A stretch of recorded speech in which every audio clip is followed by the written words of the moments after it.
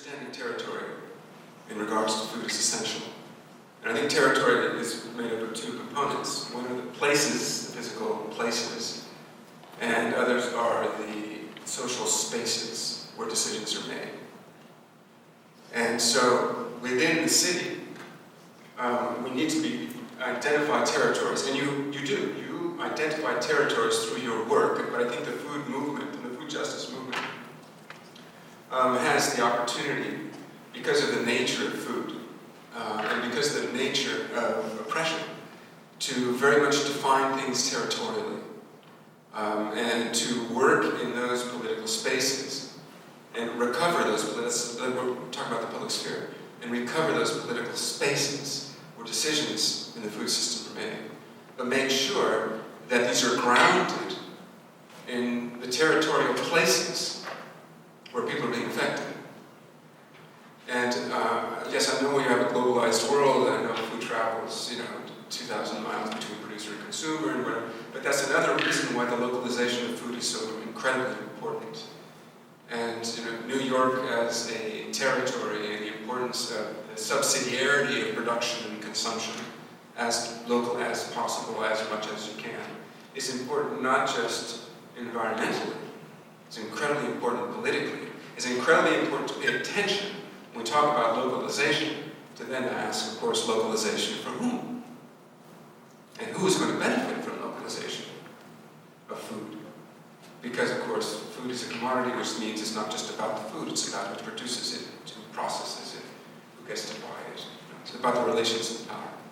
And I would put myself as someone who's been trained as a human rights lawyer and who has trained others in the progressive column, but fully recognizing the need to not only create allies with radicals, but to radicalize our own thinking in the language of human rights. Because the right to food, as much as I've worked on it and believe in the concept, is not going to fundamentally transform anything if it does not take on a critique of capital. And so I come to lots of these things, and I'm always inspired, and it's always wonderful. And I operate from the space of being a journalist. I'm a health and lifestyle journalist, and I'm also a diva farmer. And I find that it's a very estrogen-heavy space. It's a very white, estrogen-heavy space. And I would really love to bring more men of color into this space, because I feel like it speaks to addressing issues of militarization in our communities and feeling a sense of ownership in the spaces that we live in, and health. And my answer is farming is the answer to everything. But I want to bring more Black and Latino men and men of color into this space to occupy much more of the responsibility of being able to turn the tide. I love that women are at the helm and that women are running the show. I don't want that to change. But I would love to see men come in and be these shoulders that women can continue to stand on to do this work. History is on our side. Capitalism has always gone through these phases of liberalization and reform. It's just that we have less time now than we did before because of a number of things, including climate change. We don't have much time to do this. But sort of even though the contradictory forces of capitalism do favor us in terms of entering a moment of reform. And the question then is, can this be a moment of transition? So then we ask, who is not the revolutionary subject, because we're not in a moment of revolution, but who is the subject of transition? Who's the transformational subject? And I'll start working my way back. I think the reason we see so many women in the food movement is because women are the transformational subject. And if we look abroad, we see primarily peasantry in this movement, the food sovereignty movement, because the peasantry is the transformational subject. And so, looking more into the United States, I agree that the white estrogen-heavy space, which you point out, if it was in food first, we would confirm that thesis. I'm the only man at food first, and I'm the one who's the ED. Of course.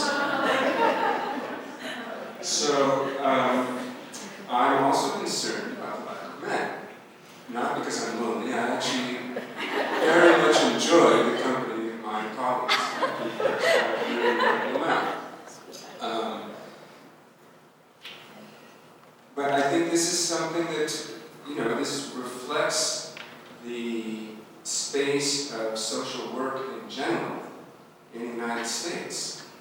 because it is caring for the public sphere, it is caring for people, it is nurturing, and it's not this, high-powered, privatized, get-rich-quick scheme, as all of you know. Really, that doesn't really happen. So I think the only way to do that is through education. I actually do think that focusing on racism and on dismantling racism will help to diversify in an equitable way. I mean, we don't want to diversify too quickly. I would say we don't want to bring too many men into the food movement right away unless we deal with patriarchy and bring them in as we deal with patriarchy. I think we need to be much more clear about who is the transformational subject, and it's clearly women, it's clearly people of color. These are the people who need to be in leadership positions. And the obstacles for this happening are enormous, and so women who do get to leadership positions and women of color who do get to leadership positions have gone through hell and back to get there. So I think we have to recognize this and work very purposefully in the communities to make sure that this happens. And when I talk about dismantling racism, I don't just mean, okay, let's understand the structures and let's attack the structures. And, let's see how it is instituted within our organizations and then within ourselves. So there's a certain somatic level of dismantling racism, an emotional level of dealing with the trauma of racism, both from non-target positions of privilege and also from people who are directly oppressed by racism. That hard work, luckily a lot of people know how to do this work, a lot of people work a long time on doing this. The food movement needs to reach out and bring them in. This isn't something you do a weekend workshop about. This is something which needs to be a permanent part. It's almost like we were born alcoholics. We were born with racism, not in our genes, but in our society. So it's inescapable. And so, as a white man of privilege, I will always be recovering from white male privilege. That means it has to be a part of everything we do. And that's sort of what the women in my organization are taught me. The role of cities and urbanization and the right to food, I think also is linked to this. Certainly the right to food. Can we talk about food as a human right? I think in this country we have to start that conversation with our racialized food system. I think we have to look into the food system and say, how are people of color, particularly African Americans, right to food being denied? And I think that what we need to do is find some deeply emblematic cases, which will be hard, but because of our lack of resources. Find these emblematic cases, I think we have to take it to the World Court, I think we have to take it to international fora, just as the indigenous rights movement has done, because they can't get rights from the governments who have taken the land, of course, so they go international. I think that we have to learn to take the issue of human rights internationally. After Katrina, this was attempted, there wasn't a lot of experience. We should keep on trying to do that. Certainly with the rise of police brutality, police violence, and killings of African Americans in the communities, this should be an international issue of human rights.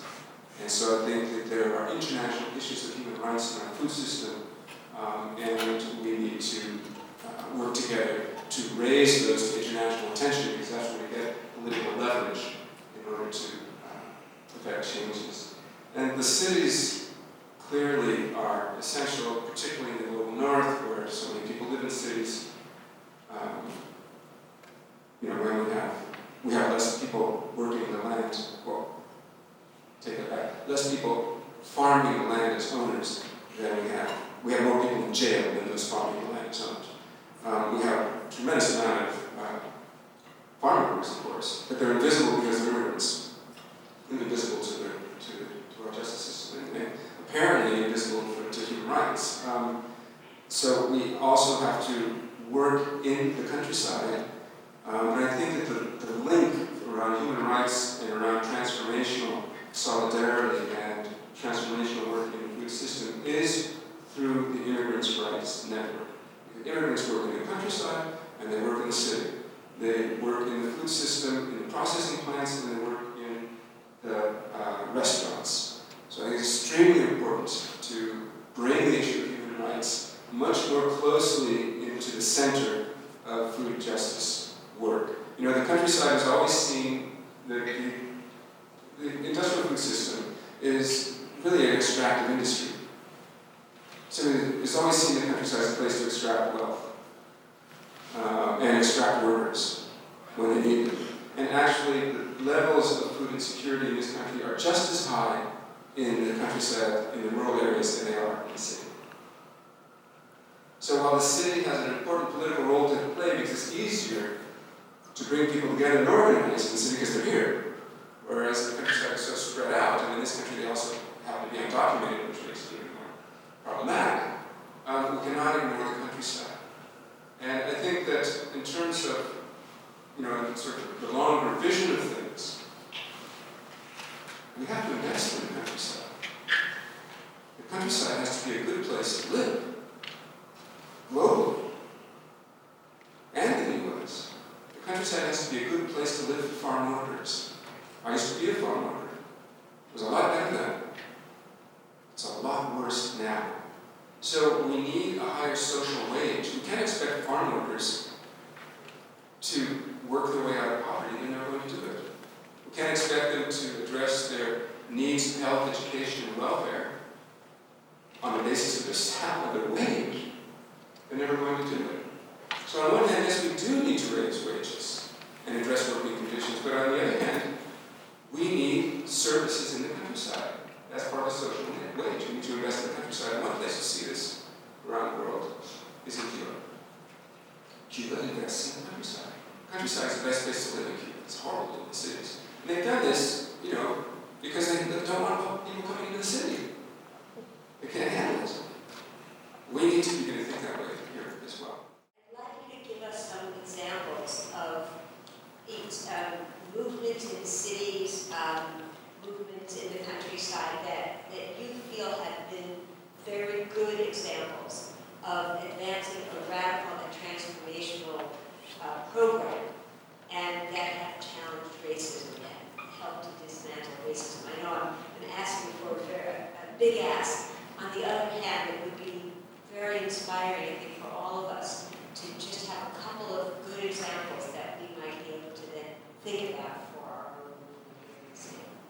A global example would be the strategic alliance between the Via Campesina and the World March of Women, where in the alliances around food sovereignty.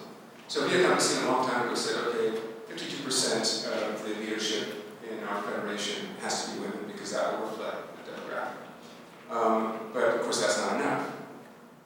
And so they formed an alliance with World March of Women because the World March of Women said, you know, we have to address food sovereignty because women produce most of the food in the world, and they're also going hungry.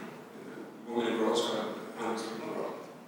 And so we need food sovereignty. We need to control food. And so the alliance is built on a very simple commitment that the Campesina has committed itself to end all violence against women. That's part of the problem. So that's the type of strategic alliance which brings the two most powerful social movements in the world today together within the framework of food sovereignty. Now, other alliances, I see other alliances which are not necessarily a done deal. You know, within food policy councils, some food policy councils, I think, do demonstrate, they provide an opportunity, and some are actually advancing along these lines of a strong alliance between progressives and radicals. Others are not. Others are becoming completely co-opted by neoliberals, not just reformists, but neoliberals. So one occupies these spaces, but if the alliance is not strong, then you lose the space within your territory. Oakland, for example, has been very careful, Oakland, California, has been very careful, where we have our office, about forming a food policy council that, one, represents the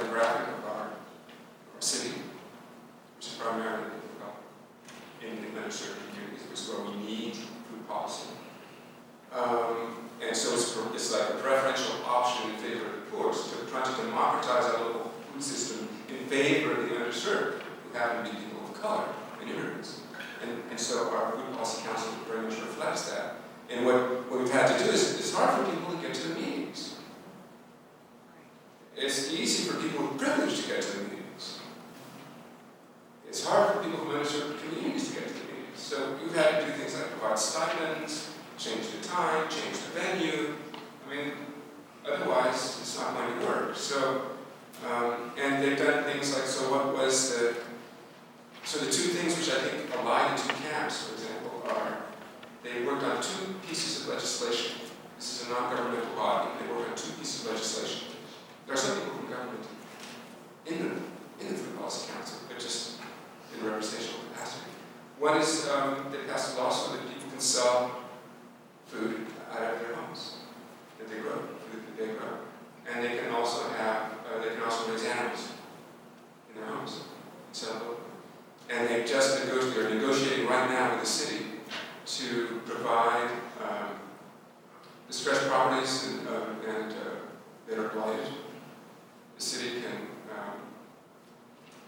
can take those back to public domain and make them available, for public properties which are basically blighted, can make those available to communities to grow food, basically sell them at a very reduced rate to a land trust, and then creating the commons, and then provide the land, make land available for growing food.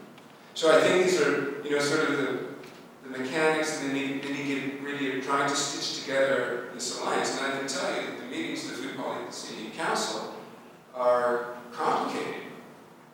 And, people aren't sitting around the fire holding hands. But they're essential. And what's missing, I think, are two things. One is understanding how the global markets and globalization is actually affecting Oakland and circumscribing what we can do within this Food Policy Council. And the other is doing this very difficult personal somatic work about dismantling racism and addressing white privilege, male privilege, patriarchy. People are doing that separately on their own. I think this needs to be much more formal